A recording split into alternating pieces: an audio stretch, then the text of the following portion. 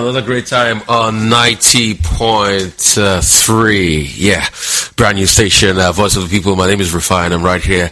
This Democracy Day. We're having a quick Democracy Day special, and I've got Segun Sowunmi, activist in his own right, intellectual, erudite, and governorship candidate in Ogun State. Ogami, I'd like to know what is happening as regards that too, because we need to break that down for people before we talk about June 12th today. Great to have you, sir. How are you doing? Joining me all the way from Sabah. How are you, sir? Yeah, good morning, Nigerians. It's Democracy Day, and I guess it's a sober reflecting day where we can take stock of where we're coming from, how far we've gone, what are our issues, and what we need to consider changing or improving as we go along. Makes it's really nice to hear your voice. Makes a lot of sense. Thank you so much. And the whole of Lagos listening to you on VOP 90.3, and I'm sure they'll have some comments. And if you want to engage with us, you want some questions for Mr. Segun Sowunmi, just go to our Facebook page, VOP 90.3, or tweet at us at VOP 90.3 and at Rufai the Fire, RUFFYDFIRE, at VOP 90.3. So let's start first from Ogun State. So you got the governorship tickets, but what's happening again? We're seeing another person there. What is happening again? The PDP gave another person the... Well, let me just say that typically with Ogun PDP especially, over the years, we've been people who have always had the courage to insist that things must be done the right way. And if you follow us well, you will notice that it has become a pattern that the courts determine ultimately who the candidate is. It's not the tidiest, but majorly the challenge is always that somehow those who sit at the NWC of the party in Abuja have a way of just doing whatever they like in spite of correction, in spite of suggestion of changing it, in spite of even asking for a modicum of fairness, of equity, and of, integration. And they do these things in such a manner that they're in your face, they don't call for reconciliation, they don't try to persuade people, and therefore they leave us all the time with no choice but to go all the way to the wire. So unfortunately, luckily, we have closed it up a bit. We all contested underneath the same party, and we all participated underneath the same NWC process. And right now, I'm emerged as the candidate. My brother Adibuti is also linking to the same ticket. He seems to be enjoying momentary, support from the NWC, but it doesn't add too much, because ultimately we're being caught, and I believe that in a couple of weeks it will be settled. I don't like it. I really don't like it. And so the case is in court now, because we saw... Oh, yeah, it is. So if the case is in court, why did the NWC presenting with a certificate that is going to be the running candidate? Why did the NWC... So does it mean that the PDP is already imploding? Is it PDP is in shambles because they can't get a candidate I think already? that those are the kinds of issues that people like me say, no, this can't be right. They were advised even before we started the process that, look, these are the concerns. They were spoken to by the courts that these are the concerns. They were well aware that the case was in court that these are the concerns.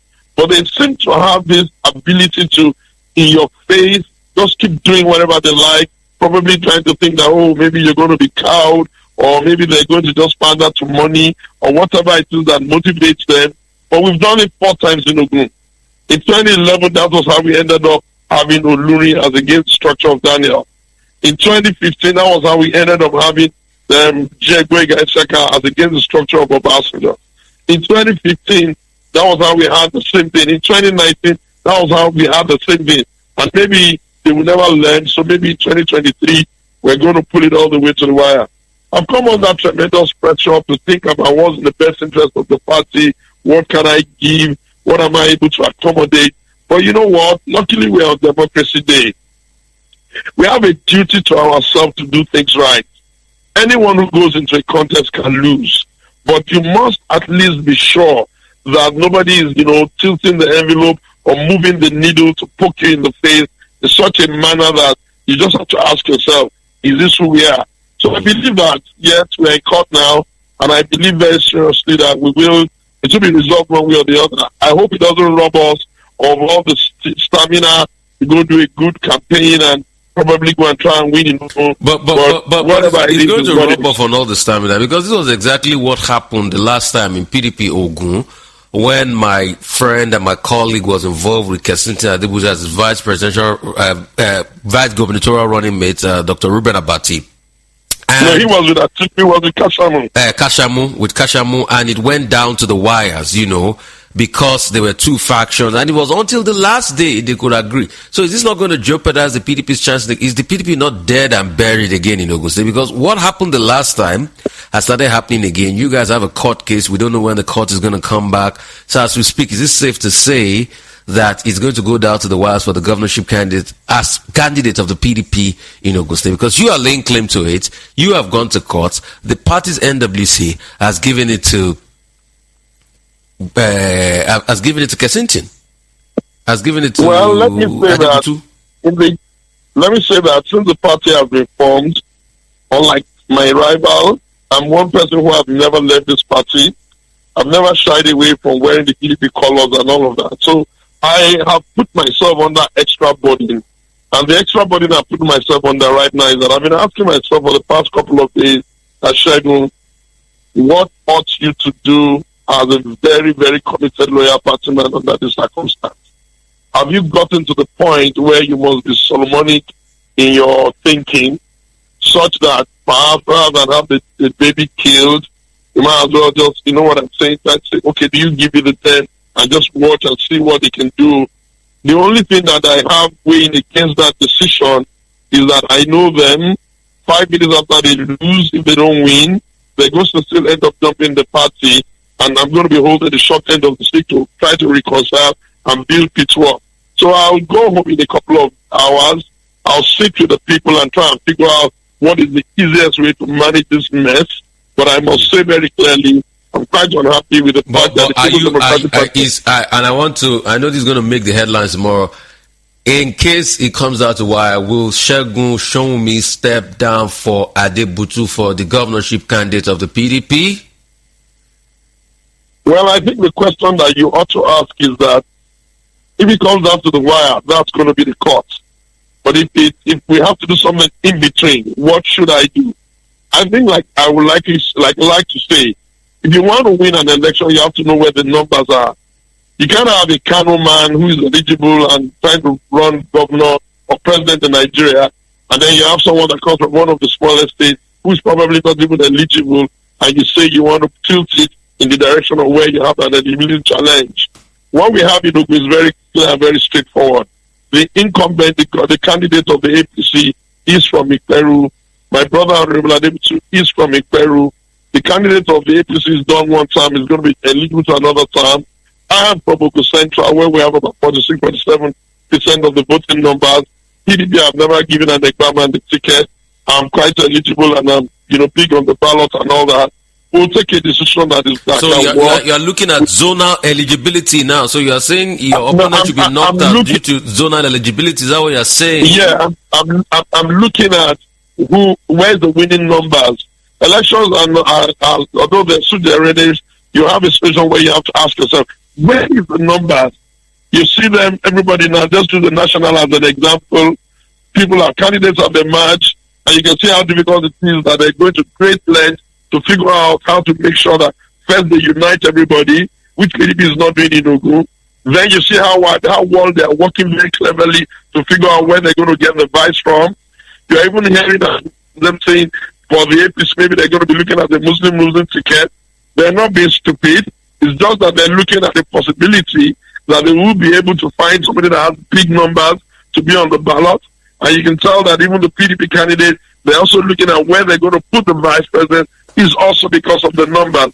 Politics is the numbers game. You have to think about it that way. I'm not a parochial person. I can't really be bothered who comes what and who does what. I just want us to have a good Ogun. I want to have a very beautiful campaign. I want us to make it issue-based. I want us to disemphasize money a little bit so that even if we're not going to succeed in getting the right type of democracy now, we may inspire the next generation of people to stand for things of value. So at the end of the day, I step down for him if push him to shove. I'm not going to say no, neither am I going to say yes.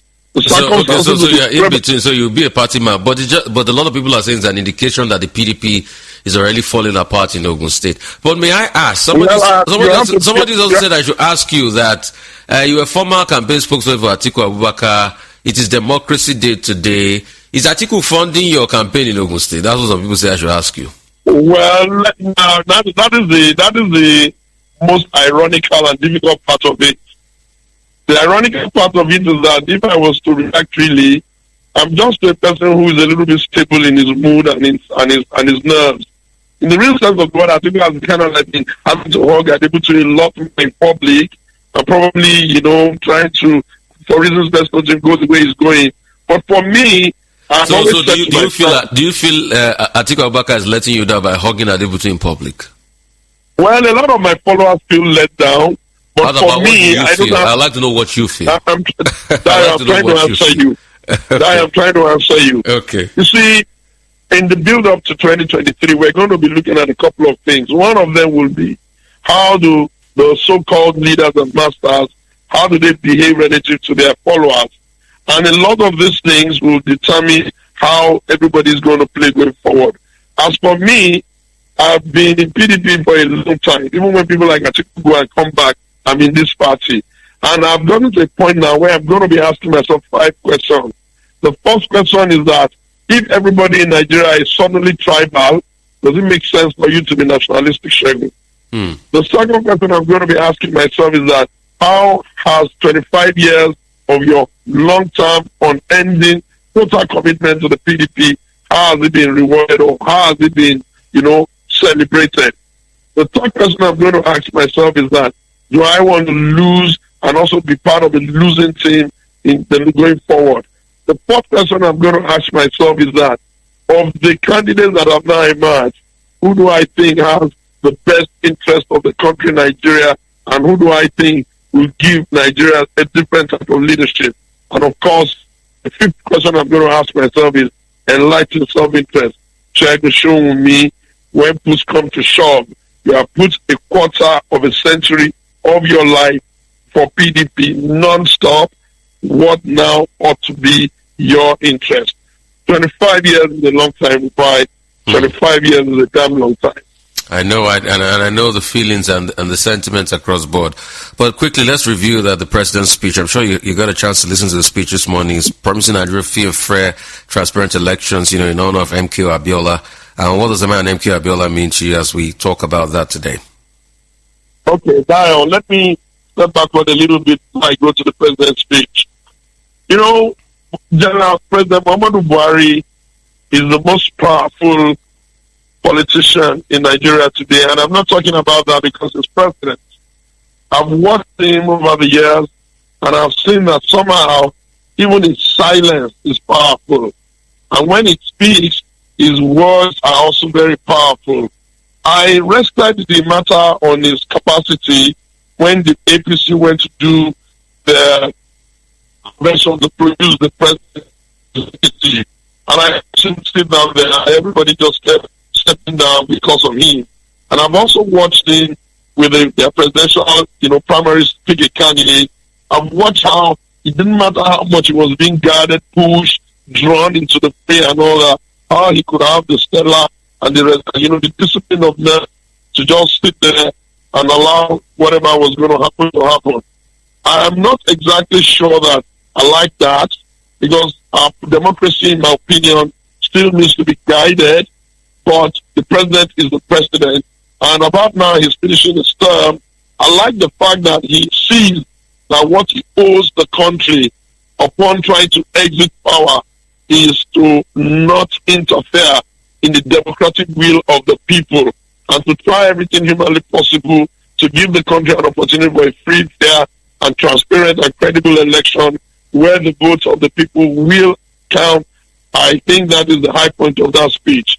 If he tells it as a celebration of MK Abiola, then we'll take it with full arm and we'll take it on the platter and say thank you very much. You've started showing those that you respect the man by even bringing June 12th as a Democracy Day. And I'm also very happy that you chose this day to give the speech that will give us an idea of the kind of 8 months or, the next 1 year that we're going to be going through. So for me, I've never, I've been a PDP all my life, so I'm not really been in that party, but I'm beginning to sort of respect the ideological underpinnings Is and it because you feel hurt now by the PDP that your former boss? No. Let me tell you why I can't be that. Is that why? Honestly, at some point you also endorsed Yaya Bello. You remember that? So no. You see, you have gone to the APC. I remember how that conversation went. I was on, I think it was one of the channels, and they asked the question that of the people in the APC, what was I saying? And I mentioned 2 people, and I gave reason. I said, Governor Abeno, that young man in Kogi, I'm beginning to see that he's doing a lot. He's trying to call young people. He's bringing people to endorse him. We need to put our eyes on him.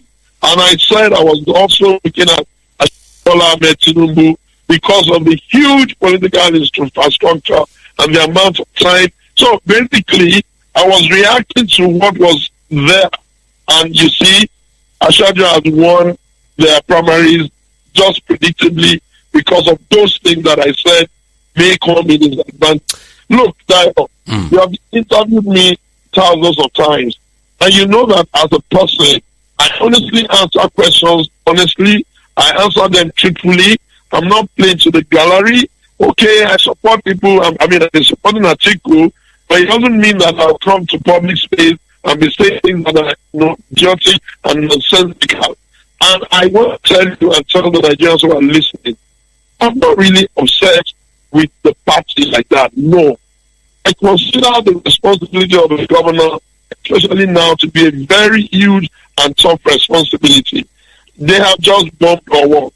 I'm disgusted at the response of the people in charge. I've put a message out almost immediately to say what we need to do to make it not happen again. I think about the small details. I'm interested in a new way of doing things. I've spoken often how embarrassed I am that we don't hold people accountable either for their sojourn, and people can just come in broke and leave the place very rich, fly private jets all over the place. We know we took him from the money, and nobody is ready to call anybody to account. I'm not comfortable with the way the built-up environment is. I'm not comfortable with the fact that we're leaving poor people behind. I'm not comfortable with the fact that we're converting democracy into some kind of monarchy where we install the father and from then the wife gets installed and the child gets installed. These are the issues for me. And therefore, I can't imagine how I would be upset if the verdict of history is that, some people went and sat down somewhere and concocted and, played to the gallery of money and all that. No, I'm not. When I watched the primaries of the APC, those who inspired me there were the ones who could deliver the lines. I was inspired very seriously by Oshibajo because I saw how calm he was. I saw the way he carried himself in dignity in the face of whatever was going on. I was inspired. I was inspired a little bit by Ashadu Ahmed Tinubu because I saw that in spite of his frailty, he kept dragging himself and he was showing the strength of human character and the human spirit, and he was able to stand there and win. I was inspired by Tunde Bakare when he spoke and tried to say, he's inspired by God and all that, and he delivered the line by God zero. I was inspired by Rochas Okorocha, who was doing a mimic of, I have a dream kind of speech, even in intonation and inflections. Look, I'm the type of guy who wants us just to be, I just want us to do things that we all can be proud of. Okay. And listen, do you know how long it's taken to just be in PDP, even when they mess up? Do you know what it takes to stand in the gap for them? So I'm not really upset with them, Dario. No. I'm not. You're not upset. And I've not told you I'm going to APC, Okay. You need to be very careful with that assumption. Okay. That's good. So really, as we wrap up, you've said about democracy today, you've talked about President Buhari's speech. And if you want to get across to us, on Twitter at Rufai at VOP if you want to get your questions across, or 0700 903 903 903. To get across to us on the phone lines. You can, that number 2 is a WhatsApp number, so you can send your messages to that number. We're seeing in front of this morning that VP picks might probably come up for the PDP on Tuesday. What say you about that? Well, with the PDP, it's a lot easier for us. We don't have to carry the burden of Muslim ticket and all that.